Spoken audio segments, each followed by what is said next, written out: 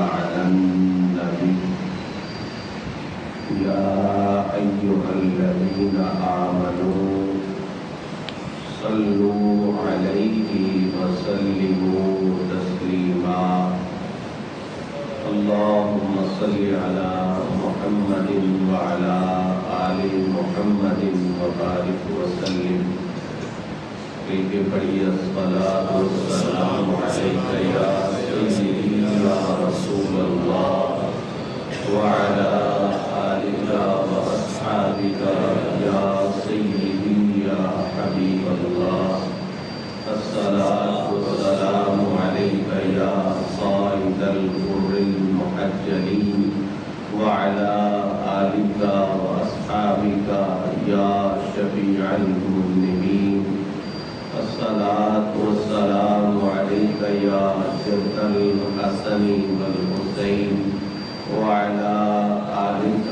وأصحابك يا إمام القبلتين ويا وسيلتنا في الدارين تڑپ اٹھتا ہے دل لفظوں میں دہرائی نہیں جاتی تڑپ اٹھتا ہے دل لفظوں میں دہرائی نہیں جاتی زباں پر کربلا کی داستان لائی نہیں جاتی زباں پر کربلا کی داستان لائی نہیں جاتی تماچے مار لو خیمے جلا لو قید میں رکھ لو علی کے گل رخوں سے بوئے زہرائی نہیں جاتی تماچے مار لو خیمے جلا لو قید میں رکھ لو علی کے گل رخوں سے بوئے زہرائی نہیں جاتی کہا شبیر نے عباس تم مجھ کو سہارا دو کہا شبیر نے عباس تم مجھ کو سہارا دو کہ تنہا لاش اکبر مجھ سے دفنائی نہیں جاتی کہا عباس نے افسوس بازو کٹ گئے میرے کہا عباس نے افسوس بازو کٹ گئے میرے سکینہ تک یہ مشق آب لے جائی نہیں جاتی سکینہ تک یہ مشق آب لے جائی نہیں جاتی نصیر آخر عداوت کے بھی کچھ آداب ہوتے ہیں نصیر آخر عداوت کے بھی کچھ آداب ہوتے ہیں کسی بیمار کو زنجیر پہنائی نہیں جاتی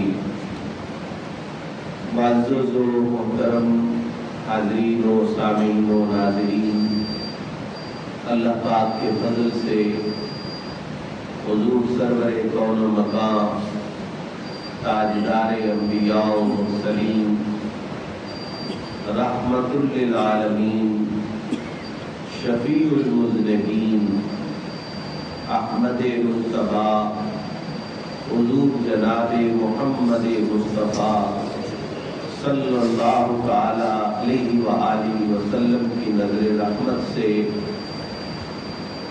مجھے اور آپ کو ایک مرتبہ پھر یوم عاشور 10 محرم الحرام شریف کی ساعتوں میں سید الشہداء امام جنت مقام صفت پیغمبر آبروئے ارباب عشق و محبت حضرت سیدنا و مولانا و مرشدنا امام حسین بن علی علیہ السلام کی ذکر پاک کی اس محفل میں حاضری کی سعادت عطا فرمائی ہے دعا ہے کہ اللہ رب العزت ہم سب کی اس حاضری کو اپنی بارگاہ میں شرف قبولیت اور شرف اجابت عطا فرمائے آمین حضرات گرامی قدر، اس بات کو مان لینا چاہیے، سمجھ لینا چاہیے، اپنا لینا چاہیے کہ الحمد سے لے کر والناس تک اللہ کا سارا کلام حق ہے، اور انسان جہاں جہاں بھی گھوم پھر لے حقیقت وہی ہے جو پروردگار عالم نے اپنی پاک کتاب قرآن مجید فرقان حمید میں بیان فرما دی۔ اللہ تعالی ارشاد فرماتا ہے ایمان والوں سے مخاطب ہو کر، وَلَا نَبْلُوَنَّكُمْ،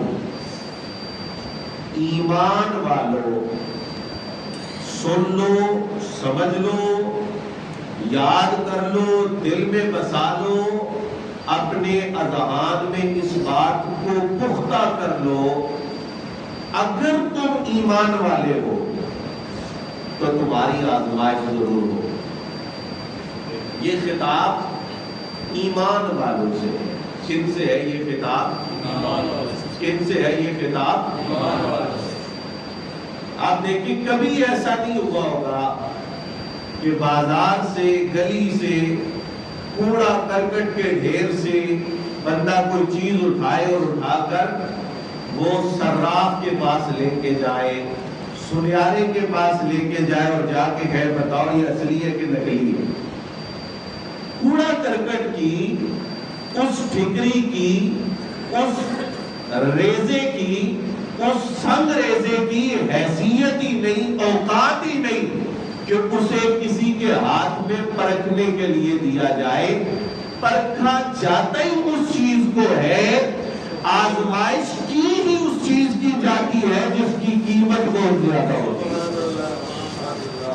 اللہ تعالیٰ نے فرمایا ہم ہر کسی سے نہیں کہہ رہے کہ ہم تمہیں آزمائیں گے، ہم صرف ایمان والوں سے کہہ رہے ہیں، کیونکہ ایمان والے ہی ہیں جو سب سے اعلیٰ سامان ہے، جو سب سے اعلیٰ چیز ہے، اور اگر ایمان نہیں ہے تو کوئی حیثیت نہیں۔ اور دوسری بات دوسرے انداز میں سمجھے، کبھی کوئی دشمن کو نہیں آزماتا، دشمن کا تو پتہ ہوتا ہے یہ دشمن ہے، بندہ اس سے اپنا دامن بچاتا ہے، بندہ اس کی سازشوں سے ہر لمحے اپنے آپ کو دور رکھنے کی کوشش کرتا ہے۔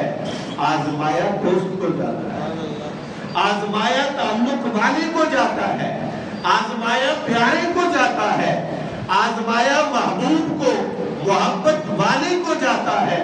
اللہ فرماتا ہے وَلَنَبْلُوَنَّكُمْ، ہم ہر کسی کو آزمانے کی بات نہیں کر رہے، اے ایمان والو ہم تمہیں آزمائیں گے، تم ایمان والے ہو تو آزمائش ضرور آئے گی۔ حضرت سری سختی جو اولیاء کبار میں سے ہیں فرماتے ہیں کہ مجھے الہام کے ذریعے اللہ پاک کا کلام سننا نصیب ہوا، اللہ کی بارگاہ میں حاضر ہو کر اللہ سے عرض اور اللہ کی بات سننے کا موقع ملا، تو اللہ تعالیٰ نے مجھ سے فرمایا کہ اے سری سختی، میں نے جب لوگوں کو پیدا کیا، انسانوں کی تخلیق فرمائی، تو میں نے انسانوں سے پوچھا کہ بتاؤ مجھے اپنا دوست، اپنا محبوب، اپنا پیارا سمجھتے ہو یا نہیں؟ اللہ پاک نے پوچھا مخلوق سے، انسانوں سے جتنے پیدا کیے، تو انہوں نے کہا کہ یا اللہ تو ہمیں پیدا کرنے والا، تو ہمارا خالق، تو ہمارا مالک، ہم تجھے اپنا محبوب نہیں سمجھیں گے تو کسے سمجھیں گے؟ فرمایا جتنے انسان پیدا کیے سب نے یہ کہا کہ تو ہمارا محبوب ہے، لیکن فرمایا کہ پھر میں نے دنیا پیدا کر دی، دنیا پیدا کی اور انسانوں سے پھر پوچھا، سوال کیا کہ بتاؤ مجھے اپنا محبوب جانتے ہو یا نہیں؟ فرمایا 9 حصے مخلوق نے، 9 حصے انسانوں نے اپنا رخ دنیا کی طرف کیا، صرف ایک حصہ بچا جنہوں نے کہا نہیں اب بھی تو ہی ہمارا محبوب ہے۔ 9 حصے گئے، دنیا کی طرف ہو گئے۔ فرمایا پھر میں نے جنت لوگوں کے سامنے کی، جنت اور جنت کی نعمتیں.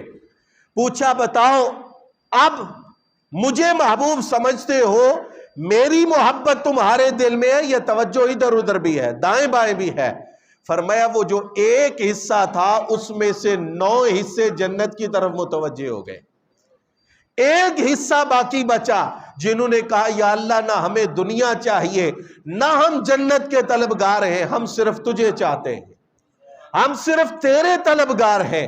فرمایا پھر میں نے مصیبتوں کو اس ایک حصے کے سروں پہ ڈالا، تکلیفوں کو، آزمائشوں کو، مصائب اور آلام کو. فرمایا اس ایک حصے میں سے بھی 9 حصے گئے. انہوں نے کہا ہم نہیں برداشت کر سکتے، ہم ان تکلیفوں سے نہیں گزر سکتے، ہماری اتنی ہمت اور طاقت نہیں. فرمایا ایک حصہ بچا. جنہوں نے کہا کہ مولا یہ 7 زمینیں، یہ 7 آسمان مصیبتوں کا توق بنا اور بنا کے ہمارے گلے میں ڈال، پھر بھی ہم تجھ سے محبت کا اعتراف کرتے نظر آئیں گے، پھر ہم تیری محبت کا اعلان نظر کرتے آئیں گے.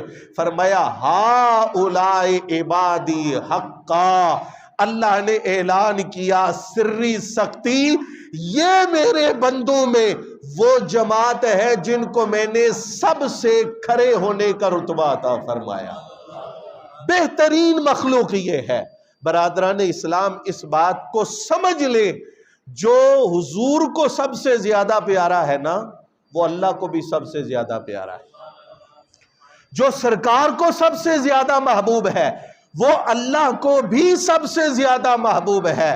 حسن پاک ہوں یا حسین پاک ہوں، جب یہ سرکار کو سب سے زیادہ پیارے ہیں تو یہ اللہ کو بھی سب سے زیادہ پیارے ہیں. اور جو جتنے زیادہ پیارے ہیں ان کی آزمائش اتنی کڑی ہوتی ہے. اور پھر تیاری دیکھیں آپ، حضور کے صحابہ میں اگر آپ کہیں نا کہ امام فقر، امام زہد، درویشی کا امام اور تاجدار کون بندہ ہے، تو یہ خلفائے راشدین کے بعد جس ہستی کا نام آئے گا وہ حضرت سیدنا ابو ذر غفاری ہے.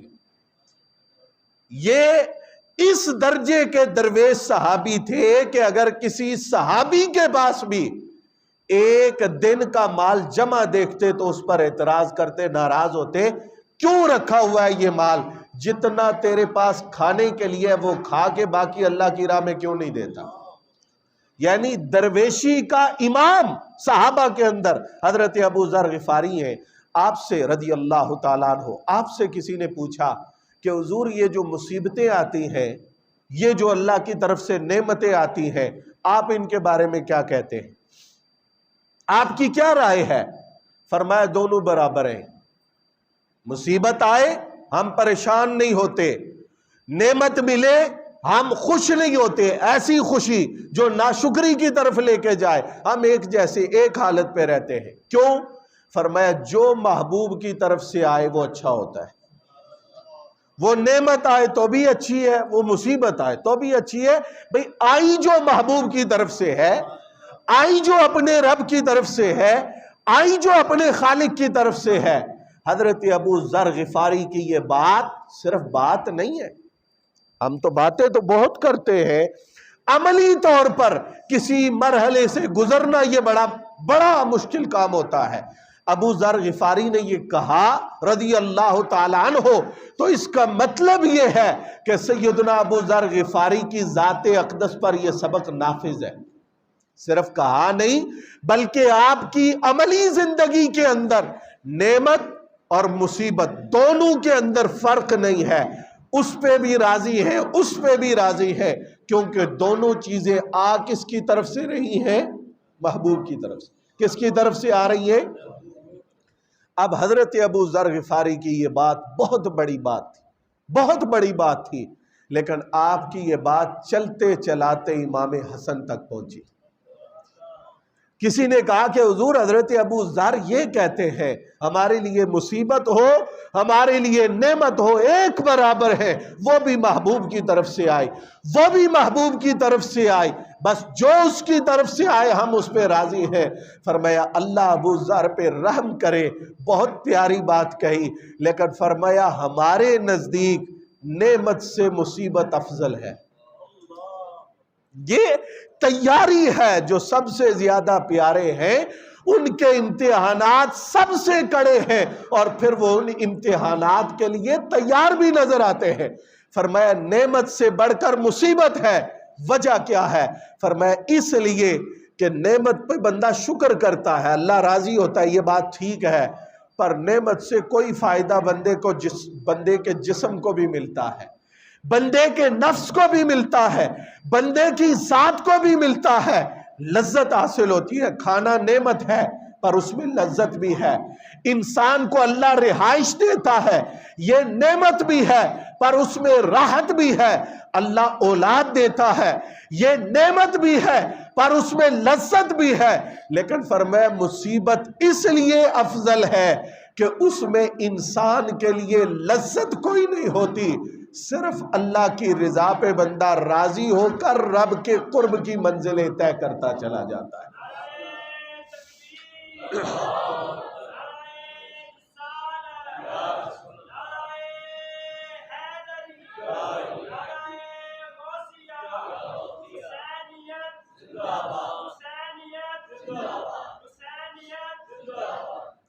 حضرات گرامی قدر، اس بات کو بخوبی سمجھیے، جو وقت گزرتا جا رہا ہے طرح طرح کی باتیں، طرح طرح کی چیزیں ہمارے سامنے آتی ہیں، لیکن اللہ کا قرآن الحمد سے لے کر والناس تک، نبی پاک کی ساری احادیث طیبہ، کیا مقابلہ ہے، کیا مقابلہ ہے؟ رب کے قرآن میں، نبی پاک کے کل فرامین میں، جو بدبخت پلید ملعون بے ایمان امام عالی مقام کا قاتل ٹھہرا، اس کی مدح میں کوئی ایک آیت دکھاؤ یا نبی پاک کی کوئی ایک حدیث دکھاؤ، اور حسین وہ ہے کہ جس کی طہارت کے لیے رب کا قرآن اترتا ہے۔ کون سی باتیں کر رہے ہیں؟ کہاں یہ موازنہ کا، تناسب کا سوچنا بھی ممکن نہیں ہے انسان کے لیے۔ کہاں وہ حسین جس کی شان میں قرآن اترے، کہاں وہ حسین جو مدینہ پاک کی گلیوں میں چلے تو نبی پاک کی مبارک زبان سے حدیث حسین کی شان میں وارد ہوتی ہوئی دکھائی دے۔ اور یہاں تک ابن عساکر نے یہ روایت ذکر کی ہے، یہ لا یقاس بآل محمد احد، حسن کو، حسین کو عام لوگوں پر قیاس نہ کریں، یہ وہ ہیں جن کی پرورش حضور کے ہاتھوں میں ہوئی ہے، جن کے کانوں میں اذانیں نبی پاک نے دی ہے، جن کی گھٹی لعاب دہن مصطفیٰ ہے، جو مصطفیٰ کریم کے کندھوں پہ بیٹھنے والے ہیں۔ یار جنت کتنی اعلیٰ ہے، پر جنت میں کوئی تخت ایسا نہیں ہے جو نبی پاک کے قدموں کی برابری کر سکے۔ حسین وہ ہے جو مصطفیٰ کے کندھوں پہ سوار ہونے والا ہے۔ عام لوگوں کی طرح ان کو نہ سوچیں۔ حضور مدینہ شریف کی گلیوں کے اندر ہیں اور امام حسین تشریف لا رہے ہیں، سرکار کے ساتھ آمنا سامنا ہوا، سرکار نے اپنے دونوں بازو حسین پاک کو دیکھ کے پھیلا دی، دونوں بازو پھیلا دیے۔ اب سرکار نے جس رخ پہ بازو پھیلائے، حسین پاک نے وہ رخ بدل دیا، دوسری طرف جیسے بچہ کرتے، باپ، نانا، دادا، دادی، بڑا بچے کو اپنی طرف بلاتا ہے، بچہ بھاگ کے دوسری طرف نکلنے کی کوشش کرتا ہے، سرکار دو عالم نے اپنا رخ ادھر کیا جدھر حسین ہے، پھر حسین پاک ادھر جاتے ہیں، سرکار رخ ادھر کرتے ہیں، حسین ادھر جاتے ہیں، سرکار اپنا رخ ادھر کرتے ہیں۔ بھئی یہ عام بچوں جیسے بچے تو نہیں ہیں، یہ عام نانا نہیں ہے، یہ عام نواسا نہیں ہے، یہ عام کہانی نہیں ہے، یہ ایک عام واقعہ نہیں ہے، بلکہ نبی پاک اپنی اس ادا سے قیامت تک کے لوگوں کو بتانا چاہتے ہیں اگر سرکار کی توجہ اپنی طرف کرنا چاہتے ہو تو رخ ادھر کرو جدھر میرا حسین ہے، اس لیے کہ مصطفیٰ کا رخ ادھر ہوتا ہے جدھر حسین ہے۔ اور یاد رکھنا اگر تمہارا منہ حسین سے مڑ گیا مصطفیٰ بھی رخ موڑ لیں گے، خدا بھی تم سے اپنا رخ موڑ لے گا۔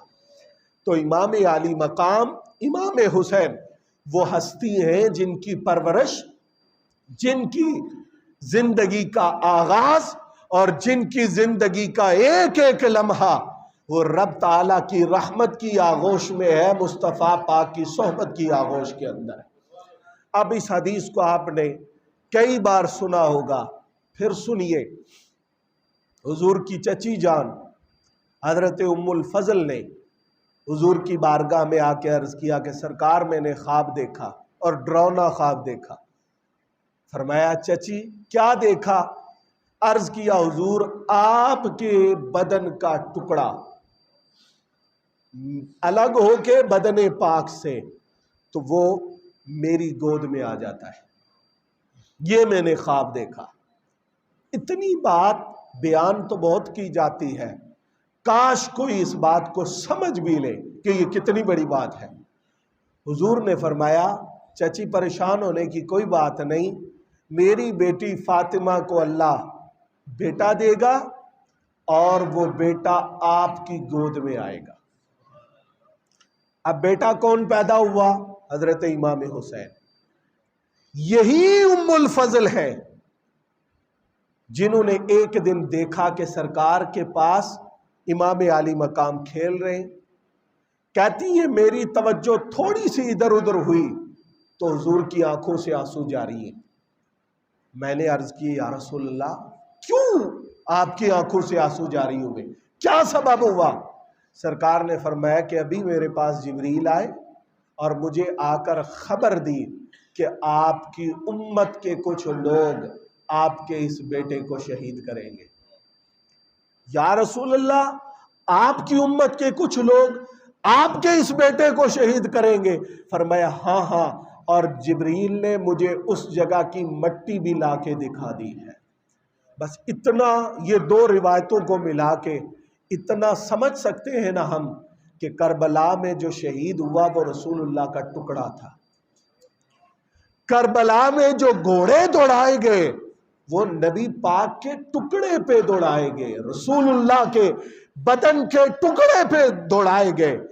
اور کربلا کے میدان میں جو توہین کی گئی وہ نبی پاک علیہ السلام کے بدن اقدس کی توہین کی گئی۔ اس کا مطلب یہ ہوا کہ رسول پاک صلی اللہ علیہ وآلہ وسلم نے صبح قیامت تک آنے والے لوگوں کو یہ پیغام دیا، جب بھی حسین کی شہادت کا تذکرہ کرنا حسین کو مصطفیٰ سے الگ کر کے حسین کی شہادت کا تذکرہ نہ کرنا، بلکہ یہ دل دماغ میں رکھ کے حسین کی شہادت کا ذکر کرنا۔ کربلا میں جو شہید ہوا وہ علی کا لخت جگر ہے، وہ فاطمہ الزہرا کا نور نظر ہے، لیکن کملی والے نے تعارف یہ کروایا کہ وہ میرے بدن کا ٹکڑا ہے، وہ میرے بدن کا حصہ ہے، اور یہ بظاہر شہادت حسین ہے، حقیقت میں یہ شہادت مصطفیٰ ہے۔ ہم نے کئی ایسے لوگ بھی دیکھے ہیں، ایسے جو ہلاک ہیں یا حمقاء کہیں، وہ کہتے ہیں کہ یہ اگر شہادت نبی پاک کی سرکار کے وصال کے اتنے سال بعد ہوئی تو یہ نبی پاک کا ایسا کمال تھا جو سرکار دنیا سے لیے بغیر چلے گئے، اتنے عرصے بعد یہ کمال ظاہر ہوا۔ میں نے کہا تم بہت قریب ٹھہر گئے ہو، قیامت تک کسی بھی مصطفیٰ کریم کی امت کے ولی کی کرامت ظاہر ہوگی، بظاہر اس ولی کی کرامت ہوگی، حقیقت میں کمال مصطفیٰ کریم کا ہوگا۔ یہ ہمارے عقائد کی کتابوں میں لکھا ہے کہ نبی کی امت کے ولی کی کرامت وہ کرامت ولی کی ہوتی ہے، معجزہ نبی کا ہوتا ہے، اس لیے کہ وہ ولی نہ ہوتا اگر نبی کا فیض اس کے ساتھ شامل نہ ہوتا۔ اگر 14 صدیاں گزرنے کے بعد کوئی ولی کرامت دکھائے، بظاہر وہ کرامت ولی کی ہے اور حقیقت میں کمال مصطفیٰ کریم کا ہے، اور جس حسین کو حضور نے بدن کا ٹکڑا کہا اس کی شہادت اصل میں حضور کا کمال کیوں نہیں ہے؟ اصل میں وہ نبی پاک صلی اللہ علیہ وآلہ وسلم کی شہادت کیوں نہیں ہے؟ تو یہ بات ذہن میں رکھے کہ رسول اقدس صلی اللہ علیہ وآلہ وسلم نے اپنے فرامین کے ذریعہ سے اس بات پر امت کو مطلع کر دیا تھا کہ شہادت حسین یہ کوئی معمولی بات نہیں ہے، یہ حق اور باطل کے درمیان فصل ہے، فیصلہ ہے۔ صبح قیامت تک حسین حق کا نشان ہے اور یزید باطل کی نشانی بن کے اس کائنات کے اوپر رہے گا۔ حضرات گرامی قدر، میں اپنی گفتگو کو سمیٹتے ہوئے 2-4 باتیں آپ سے عرض کروں گا مزید۔ امام علی مقام امام حسین رضی اللہ تعالیٰ عنہ مدینہ طیبہ میں تھے، مدینہ پاک میں، اور آپ سے یزید کی بیعت کا مطالبہ کیا گیا۔ اب یہ سمجھ لیں اس بات کو، پختہ تاریخ کی کتابوں کے اندر یہ بات موجود ہے کہ امام علی مقام سے جب بیعت کا مطالبہ کیا گیا تو آپ اپنے نانا جان کی بارگاہ میں حاضر ہوئے۔ صاف ظاہر ہے اس سے بڑی تو کوئی جگہ نہیں ہے نا، مشورے کے لیے، دعا کے لیے، سفارش کے لیے اس سے بڑی جگہ کوئی نہیں ہے۔ امام علی مقام حاضر ہوئے، فرماتے ہیں کہ میں سرکار کی بارگاہ میں استغاثہ کر رہا ہوں، حضور کی بارگاہ میں فریاد کر رہا ہوں، سرکار کی بارگاہ میں دعائیں کر رہا ہوں۔ نیند آئی، نیند کی کیفیت میں چلا گیا، سرکار دو عالم صلی اللہ علیہ وآلہ وسلم نے کرم فرمایا اور مجھے اپنی زیارت عطا فرمائی۔ ایمان والے کے لیے یہ کافی ہے۔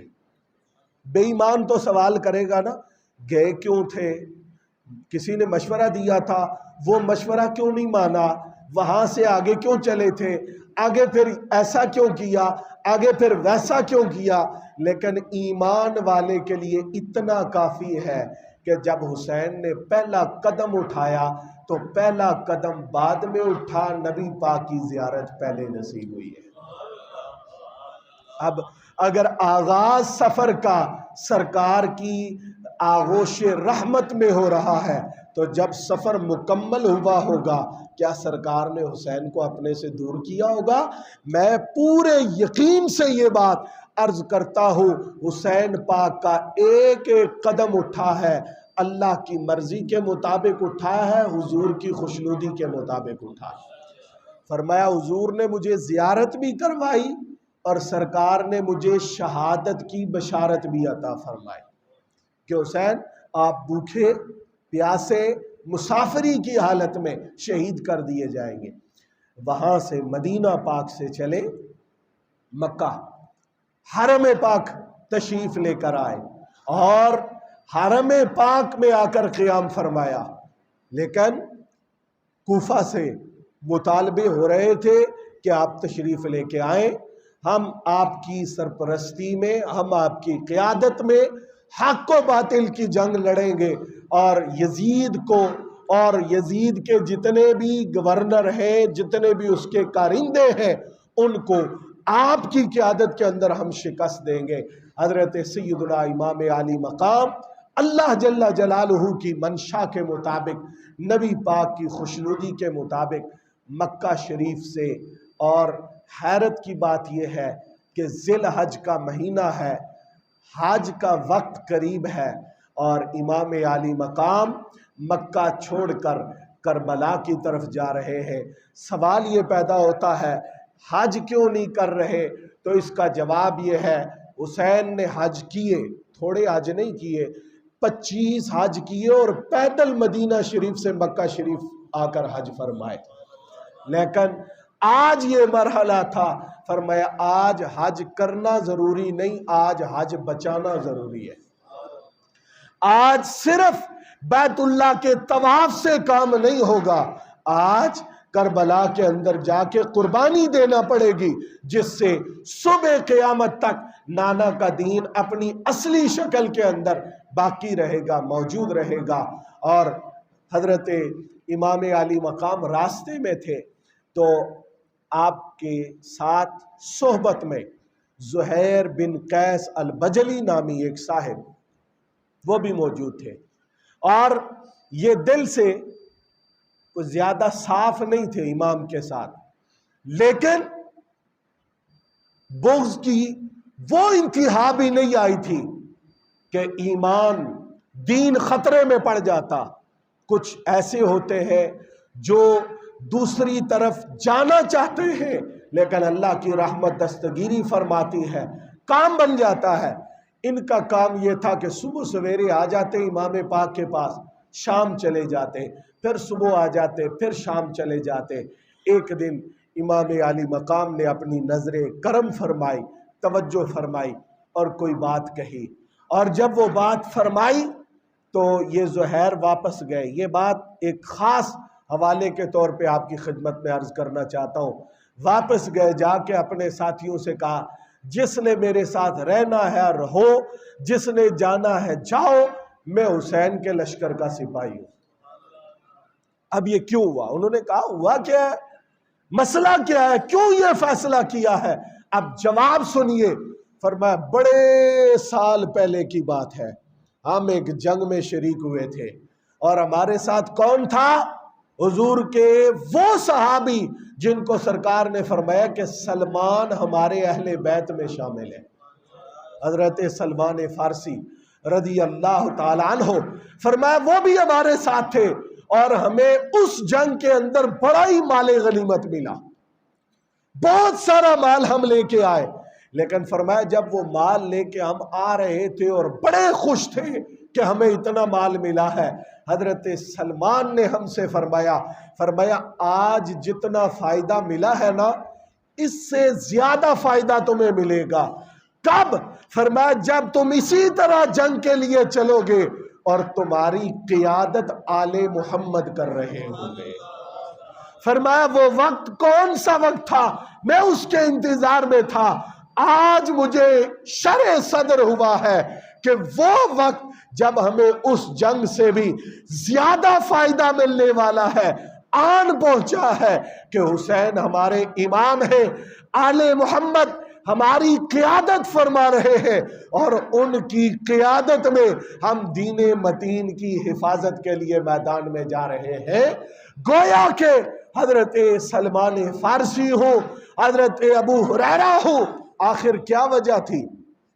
حضرت ابو ہریرہ نے جب کہا تھا نا کہ میں 61 ہجری سے پناہ مانگتا ہوں، اور جب آپ نے یہ کہا کہ وہ چھوکروں کی، جوان لڑکوں کی حکومت ہوگی اور میں اس حکومت سے پناہ مانگتا ہوں، تو مروان نے سختی کی، چونکہ یہ ملعون تھا، اس کا کام ہی یہ تھا نبی پاک کے اہل بیت حضور کے صحابہ کے ساتھ مظالم کو تسلسل کے ساتھ جاری رکھنا۔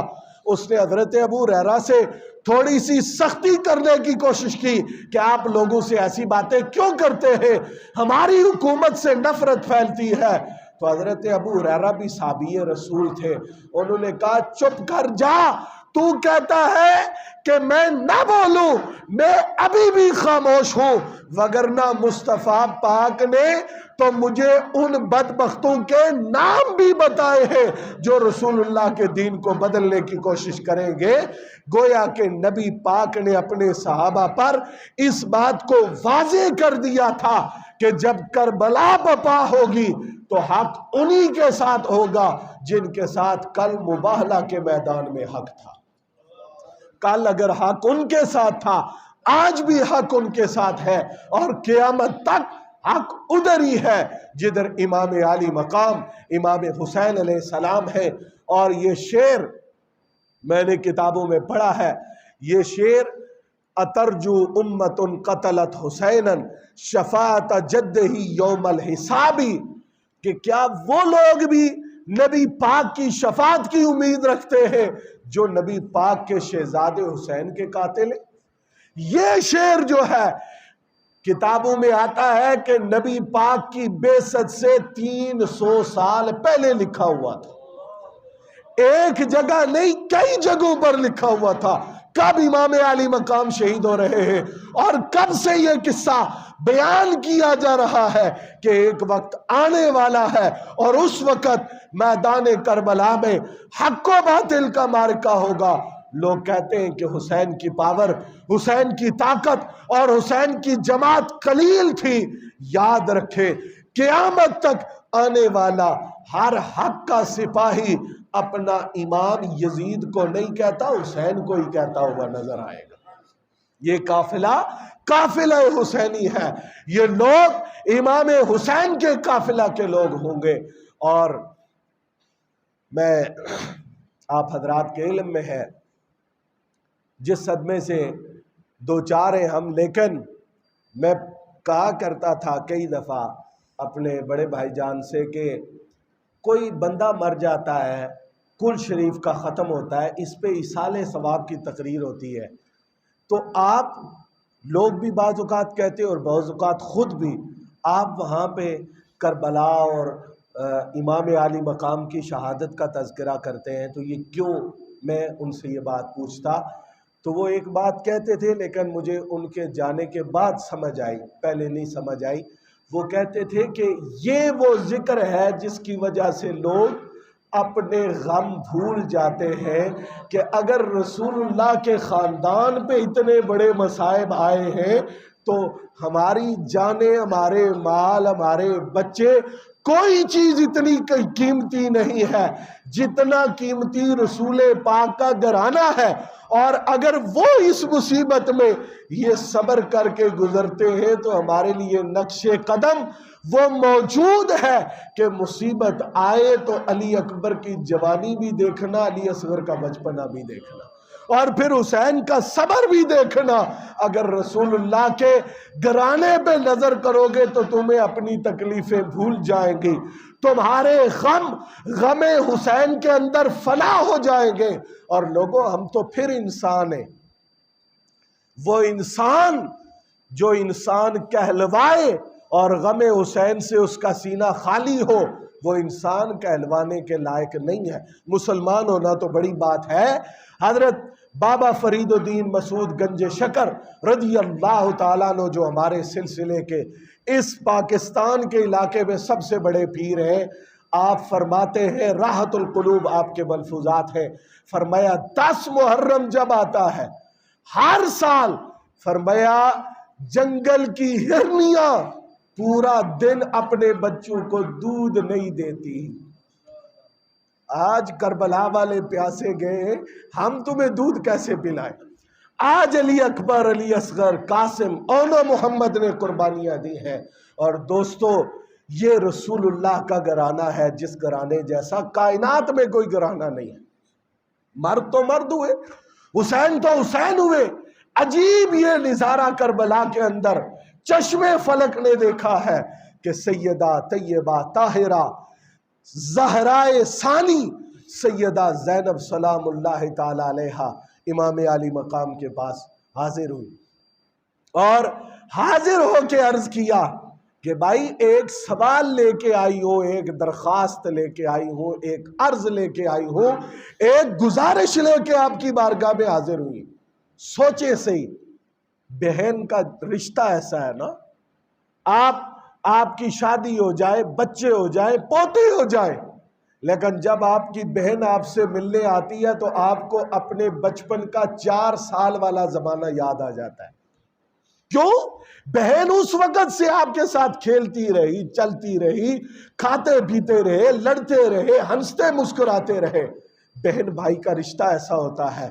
جب امام کے سامنے کربلا کے میدان میں سیدہ زینب آئی ہے تو مدینہ کی گلیاں تو آنکھوں کے سامنے آ گئی، نانا کے کندھوں پہ کھیلنا تو آنکھوں کے سامنے آ گیا، اماں جان کی گود میں کھیلنا، بابا جان کی آغوش میں رہنا، سارا منظر آنکھوں کے سامنے آ گیا، اتنی محبت آنکھوں میں لے کر زینب کہتی ہے بھائی ایک سوال لے کے آئی ہوں، ایک عرض ہے، ایک درخواست ہے۔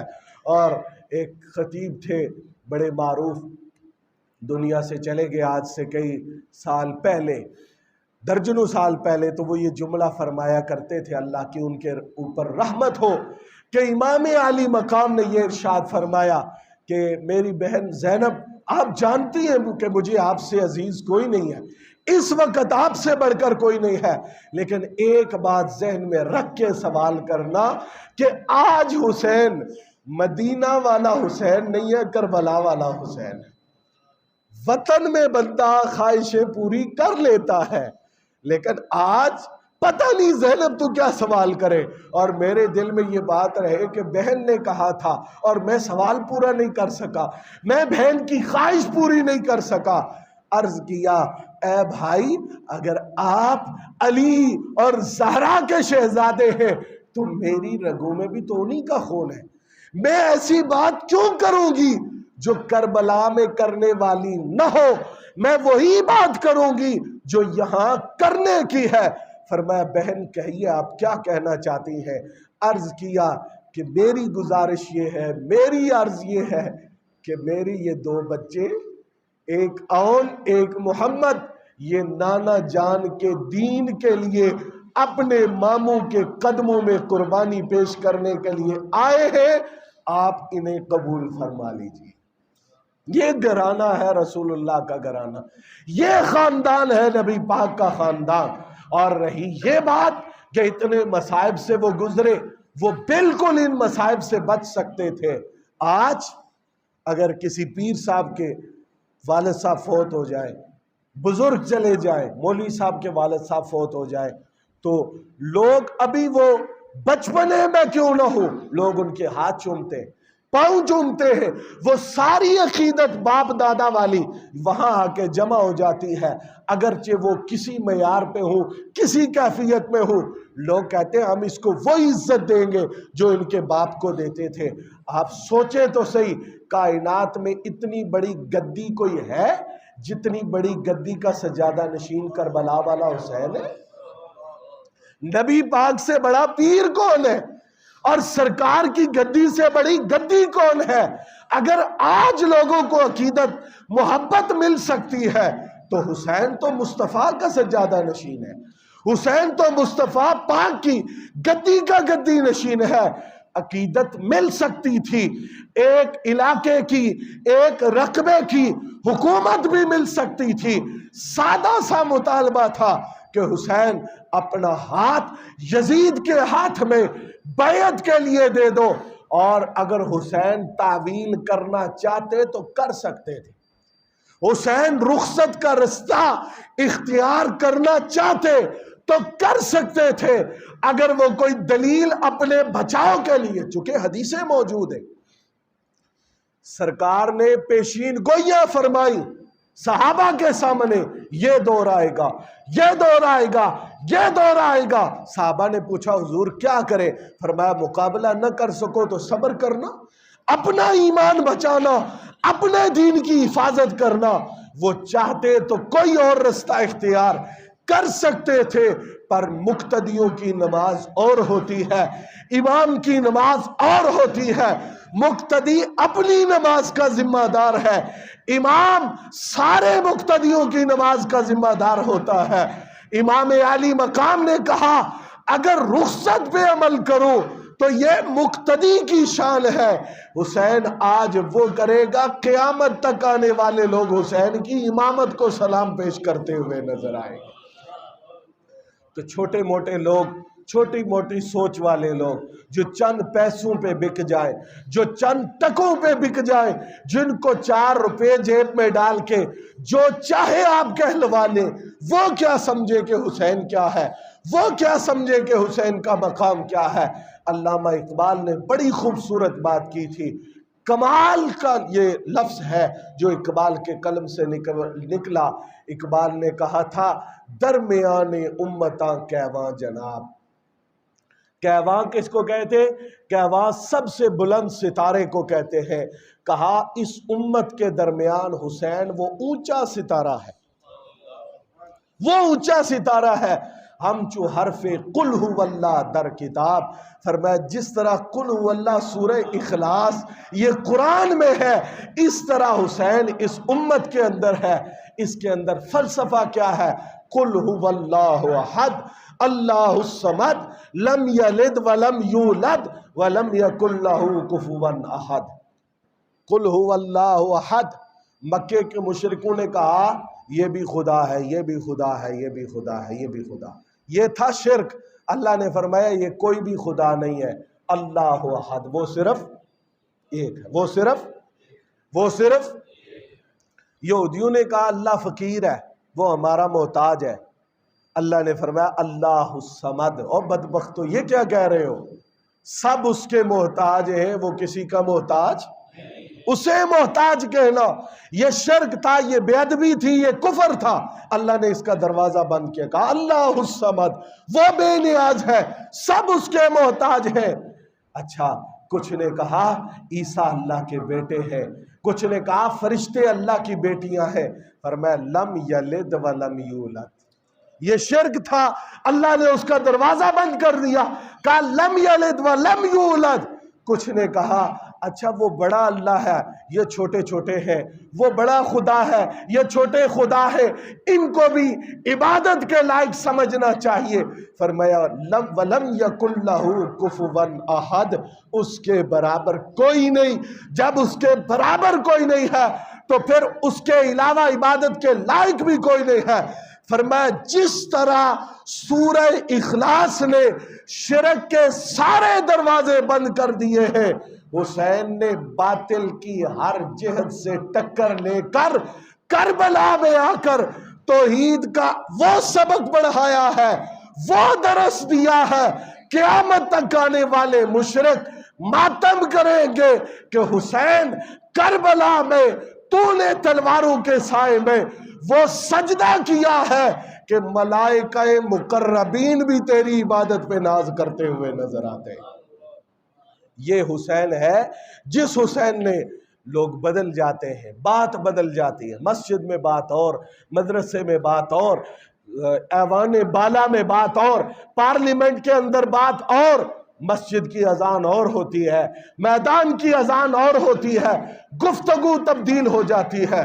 پر واہ حسین، تو چلا تھا مدینے سے، سبق وہی تھا کہ نانا کا پرچم اونچا رکھنا ہے۔ کربلا کا میدان آ گیا ہے، سبق وہی ہے کہ نانا کا پرچم اونچا رہے گا۔ پانی بند ہو گیا، سبق وہی ہے۔ عزیز شہید ہو گئے، سبق وہی ہے۔ بیٹے شہید ہو گئے، سبق وہی ہے۔ حتیٰ کہ جب سارا گھر شہید ہو جاتا ہے، صرف پاک بیبیاں اور ایک بیمار بچتا ہے، حسین کا سبق پھر بھی نہیں بدلا۔ اور لوگ کائنات کے اندر یہ نظارہ بھی دیکھتے ہیں، حسین شہید ہو کے نیزے پہ چڑھ جاتا ہے، سبق پھر بھی وہی جاری ہے۔ کل بھی نانا کا دین پرچم اونچا تھا، آج بھی نانا کا دین اور پرچم اونچا رہے گا۔ تو دوستو، کربلا کا پیغام اور سبق یہی ہے۔ سب سے پہلے یہ بھی ہے، لوگ کہتے ہیں امام علی مقام کی محبت اور امام علی مقام کا پیار، یہ اس کو چھوڑیں آپ۔ وہ نماز پڑھتے تھے، آپ نماز پڑھیں، وہ روزے رکھتے تھے، آپ روزے رکھیں۔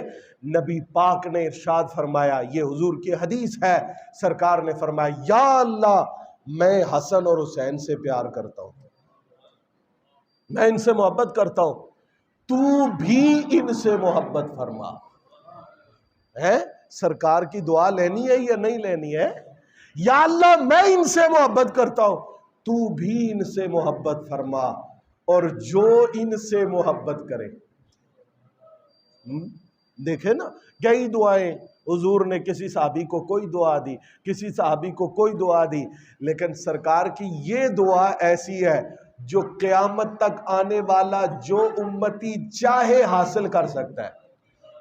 ڈائریکٹ حضور کی دعا اسے ملے گی، آج بھی، اور آج سے صدیاں بعد بھی براہ راست سرکار کی یہ دعا، یا اللہ میں ان دونوں سے محبت کرتا ہوں، تو بھی ان دونوں سے محبت فرما، اور جو ان دونوں سے محبت کرے، جو ان دونوں سے محبت کرے، جو شک کرے گا وہ نبی پاک کی دعا پہ شک کرے گا، اور ایمان والا حضور کی دعا پہ شک نہیں کر سکتا۔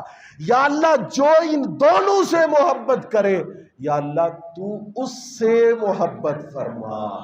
ادھر تمہارے منہ سے امام حسن کا نام محبت سے نکلتا ہے، ادھر تمہاری آنکھوں سے امام حسین کے نام پہ آنکھوں سے آنسو نکلے ہیں، ادھر مصطفیٰ پاک کی دعا تم تک پہنچتی ہے، یا اللہ اسے اپنا محبوب بنا لے، اسے اپنا محبوب بنا لے۔ او بچوں سے پیار کرنے والوں، سب کے گھر میں اولاد ہے، پر حسین کو کون سمجھ سکتا ہے؟ کون سمجھ سکتا ہے؟ حسین وہ ہے اپنے جگر کا ٹکڑا، اپنا بیٹا، اپنا لخت جگر، اپنا بسر رسول پاک صلی اللہ علیہ وآلہ وسلم کی گود میں ہے، اور حضور کو اللہ کا پیغام آیا، یا حسین یا ابراہیم، دونوں میں سے ایک ہماری بارگاہ میں، ایک آپ کے پاس رہے گا۔ سرکار کہتے یا اللہ ابراہیم لے لے، حسین رہے۔ بچوں سے آگے کیا ہوتا ہے؟ حسین کہاں پہ ہے؟ سرکار نے اپنا بیٹا، اپنا صاحبزادہ، اپنا پسر، اپنا لخت جگر عرض کیا مولا ابراہیم لے لے، حسین رہے۔ گویا کہ حسین وہ ہے، اور یہ میری بات نہیں، جب حسین پاک حضور کی بارگاہ میں آتے تو حضور فرمایا کرتے تھے یہ ہے میرا وہ بیٹا جس پر میں نے اپنے بیٹے ابراہیم کو قربان کیا ہے۔ یہ حضور کے بچے ہیں، یہ حضور کے بیٹے ہیں، ان کی قربانی دراصل نبی پاک علیہ السلام کا کمال ہے، حضور نبی پاک کی نگاہ فیض کا نتیجہ ہے، اور یہ صبر، یہ استقامت جو امام عالی مقام علیہ السلام کو عطا فرمائی گئی ہے۔ رہی یہ بات چھوٹی چھوٹی باتیں، دولت تھی، حکومت تھی، فلاں تھا، یہ تھا وہ تھا، اتنا سوچو جو دنیا کا سب سے گناہگار بندہ ہے پر ہے مومن، سب سے گناہگار ہے، سب سے گناہگار گیا گزرا ہے، مومن ہے، ایمان والا، اس کی جنت اس ساری زمین سے، اس ساری دنیا سے 10 گنا زیادہ ہوگی۔ کتنی پراپرٹی ہے؟ ہاں جی، گناہگار بندے کی حسین کی جنت کتنی ہوگی؟ لیکن صرف حسین کی جنت نہیں، سرکار نے فرمایا یہ تو جنتی جوانوں کے سردار ہیں، یہ ہمارے ووٹ سے جو بنتا ہے نا وہ 5 سال کے لیے ہوتا ہے، جس کو نبی پاک کی زبان سردار بنائے وہ ہمیشہ کے لیے سردار ہوتا ہے، اس کی سرداری محدود نہیں ہوتی۔ جن کو نبی پاک نے بچپن میں جنتی جوانوں کا سردار بنا دیا ہے، وہ حسین کیا جانے کہ یہ دنیا، یہ تخت، اس چیز کی کیا حیثیت ہے۔ وہ میدان میں جس مقصد کے لیے آئے تھے وہ آج تک الحمدللہ پورا ہوا ہے۔ لوگوں، کربلا سے واپس جا کر امام زین العابدین جتنی زندگی آپ کی رہی اور آخر پہ شہادت ہوئی، یہ ہے امام کا گھرانہ اور حضور کا گھرانہ۔ ایک زین العابدین بچے، لوگوں نے ان کو بھی برداشت، تنہا زین العابدین بیمار بچا تھا اور زہر دے کے آپ کو شہید کیا گیا۔ الحمدللہ میں نے گزشتہ ہفتے کے اندر اس بیت الحزن شریف کی زیارت کی ہے جہاں امام زین العابدین کربلا کے بعد آ کے تشریف فرما ہوئے، اور اس کو بیت الحزن یعنی غم کا گھر اس لیے کہتے ہیں کہ امام زین العابدین وہاں رہتے تھے اور آنکھوں سے آنسو بہاتے تھے، اور کبھی کسی نے کسی موقع پہ کہا تھا کہ آپ کے لبوں پہ تبسم دیکھا ہی نہیں ہے، آپ کے لبوں پہ ہنسی اور مسکراہٹ دیکھی نہیں ہے، تو آپ نے فرمایا تھا کہ حضرت یعقوب علیہ السلام وہ یوسف علیہ السلام کی وفات پہ نہیں روئے، نبی تھے، ان کو پتا تھا بیٹا زندہ ہے، وہ قرآن کہتا ہے کہ انہوں نے پہلے بتا دیا تھا جو میں جانتا ہوں وہ تمہیں نہیں پتا، جدائی میں روئے، جدائی بھی کوئی کم چیز تو نہیں ہوتی نا، جدائی میں روئے، کہا اتنے روئے کہ آنکھیں سفید ہو گئیں۔ فرمایا زین العابدین سے کہتے ہو کہ تو مسکراتا کیوں نہیں ہے؟ فرمایا میں نے ایک دن میں اپنے خاندان کے 22 افراد کو ذبح ہوتے ہوئے دیکھا ہے۔ فرمایا اگر جدائی میں اتنا غم ہے تو جس نے اپنی آنکھوں کے سامنے اپنے بابا کو شہید ہوتے ہوئے دیکھا، اپنے بھائیوں کو شہید ہوتے ہوئے دیکھا ہے، اپنے خاندان کے افراد کو شہادت پاتے ہوئے دیکھا ہے، وہ کیسے اپنی لبوں پر مسکراہٹ لا سکتا ہے؟ ساری زندگی اسی حزن کی، اسی غم کی کیفیت میں رہے۔